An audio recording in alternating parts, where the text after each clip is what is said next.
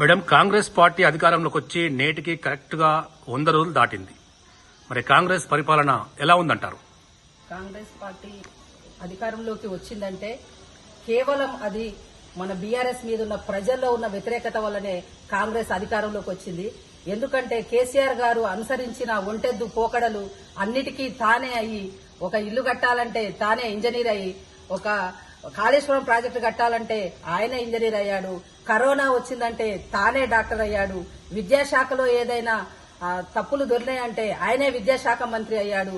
ప్రతి శాఖలో ఆయనదే ఆధిపత్యము, ఆయన ఏది చెప్తే అదే వినాలి, ఆయన ఒక్కడు మాత్రమే మాట్లాడాలనే ధోరణి ప్రజల్లోకి బలంగా వెళ్లటం వల్లనే కాంగ్రెస్ పార్టీ అధికారంలోకి వచ్చింది.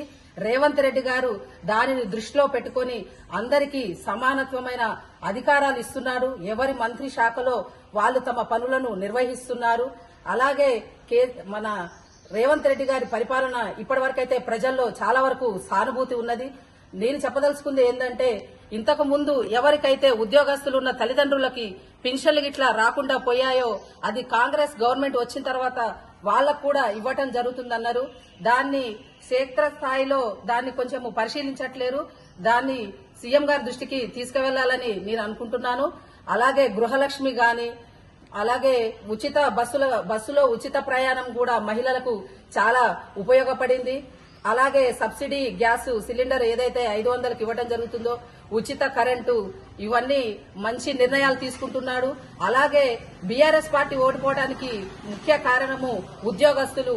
ఏదైతే ఉద్యోగాలలో 10 ఏళ్లలో ఉద్యోగాల్లో నోటిఫికేషన్ అని కేసీఆర్ గారు 4 నెలల్లో అన్ని నోటిఫికేషన్లు వేసి ఒకే నెలలో ఎగ్జామ్ పెట్టి వాళ్ళు వర్షాలు పడుతున్నాయి, మేము ఎగ్జామ్లు రాయలేము, ఇన్ని దూరాలు తిరగలేమన్నా కూడా ఎవరి బాధను పట్టించుకోకుండా వాళ్ళ స్వతహాగా వాళ్ళ నిర్ణయాలు తీసుకొని పేపర్లు లీకేజీలు చేసి 1 సంవత్సరం 2 సంవత్సరాల నుంచి చదువుతూ గ్రూప్ 1 ఎగ్జామ్ అనేది 2 సార్లు రద్దు కావటం అనేది బీఆర్ఎస్ యొక్క పాలన యొక్క పనితీరుని తెలియజేస్తుందని నేను అనుకుంటున్నాను.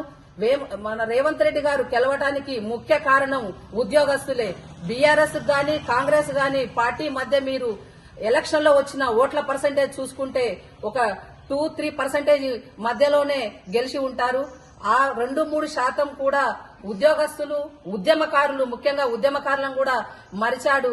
కేసీఆర్ గారు ఎందరినో దగ్గరికి తీసుకున్నాడు, వేరు వేరు పార్టీల నుంచి ఉన్న నాయకులను కూడా తీసుకొని వాళ్ళని ఆదరించాడు. కానీ ఉద్యమం జరిగేటప్పుడు తమ ప్రాణాలు అర్పించిన శ్రీకాంతాచారి వాళ్ళ అమ్మగారికి ఎందుకు ఎమ్మెల్సీ ఇచ్చి ఆమెకి పదవి ఇవ్వలేదని అడుగుతున్నాను. కవిత గారు ఒక్కసారి ఎంపీగా ఓడిపోగానే కవితకి ఎమ్మెల్సీ సీట్ ఇచ్చాడు. తన బిడ్డ 2 నెలలు పదవి లేకపోతే తండ్రిగా తను చూడలేకపోయాడు. కానీ ఉద్యమం కోసం 1200 మంది చనిపోతే వాళ్ళ తల్లిదండ్రులు ఎంత గోసపడ్డారో మాకు తెలుసు. కానీ అలాంటి ఉద్యమకారులను ఒక్కరోజు కూడా కేసీఆర్ పిలుచుకొని పలకరించలేదు. పంజాబ్ లో రైతులకు నష్టాలు జరిగినాయని పంజాబ్ రైతుల్ని ప్రగతి భవన్ కి పిలుచుకొని భోజనాలు పెట్టి బస్సులో తిప్పించాడు.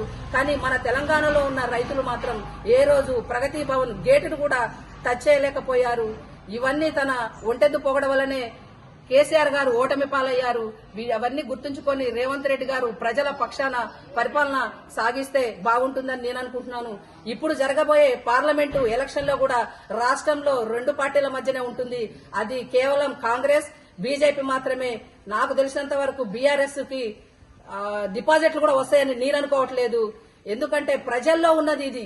ఎవరో ఓటుకి డబ్బులు ఇస్తేనో మందు పోస్తేనో వేసిన ఓట్లు కావిది.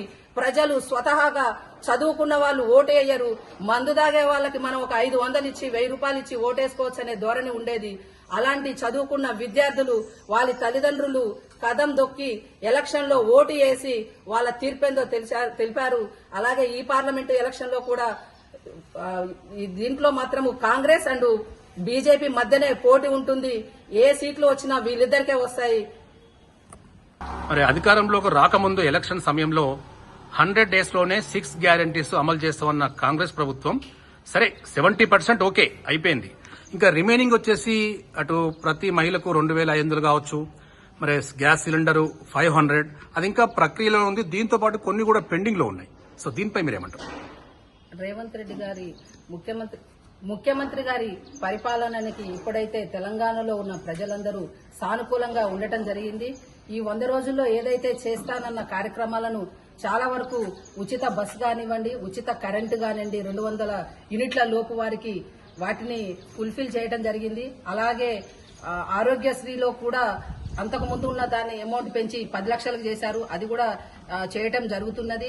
ఏదేమైనా 100 రోజుల్లోనే అన్ని జరిగిపోవాలని తెలంగాణ ప్రజలేమీ అనుకోవట్లేరు. దానికి కొంచెం సమయం పడుతుందని ప్రజల్లో అయితే ఇప్పటివరకు ఒక అభిప్రాయం అయితే ఉన్నది. ఎందుకంటే గత ప్రభుత్వము బీఆర్ఎస్ ప్రభుత్వము ఉన్న ఖజానాని మొత్తం ఖాళీ చేసి వెళ్లిపోయిందన్న అభిప్రాయము ప్రజల్లోనే బలంగా ఉన్నది. సో ఏ కార్యక్రమాలు చేయాలన్నా ముందు మనకి డబ్బు కావాలి కాబట్టి దానిని సమకూర్చే పనిలో రేవంత్ రెడ్డి గారి యొక్క టీము ఉందని ప్రజలు అనుకుంటున్నారు. ఈ సానుభూతి ఎన్ని రోజులు ఉంటుందంటే ఒక 6 నెలల లోపు చూసి వేచి ఆలోచిస్తారు. ఆ తర్వాత ప్రజలు కూడా ఆలోచిస్తారని అనుకుంటున్నాను. ఏదైతే పింఛన్లు ఉన్నాయో అందరికీ సక్రమంగా అందేలా చూడాలని 4,000 పింఛన్ ని 6,000 చేస్తానని చెప్పడం జరిగింది. అది ఇంకా అమలు జరగలేదు. అలాగే